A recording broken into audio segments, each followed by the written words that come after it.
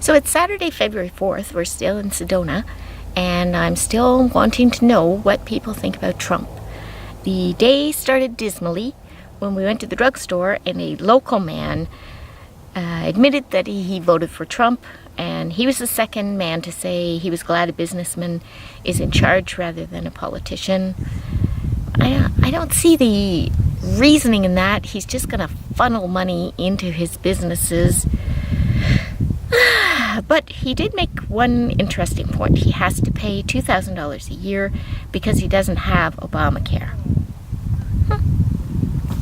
Then we met a couple in the lobby of where we're staying, and she was looking at the movie Elysium, and she said, which is happening today, because she thought she was talking to her husband behind her, but it was me. So we got into a long Trump discussion.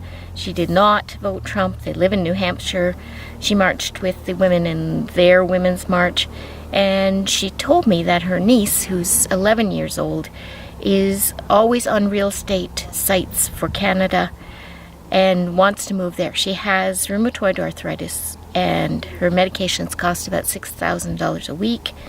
And she knows she's going to need a lot of healthcare, expensive healthcare in the future, and she wants out.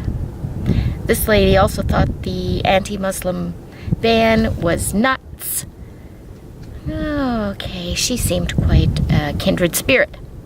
Then we went to the Vortex. While Alan was off getting lost, I spoke to two girls.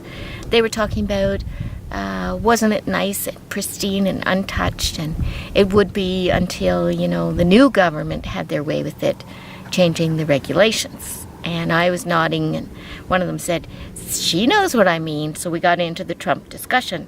They live 2 hours south of Chicago in a very rural area, and neither of them voted for Trump. They both voted for Hillary.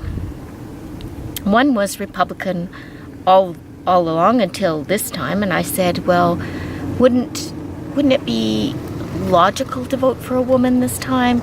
She said she would never vote for a woman just because she was a woman.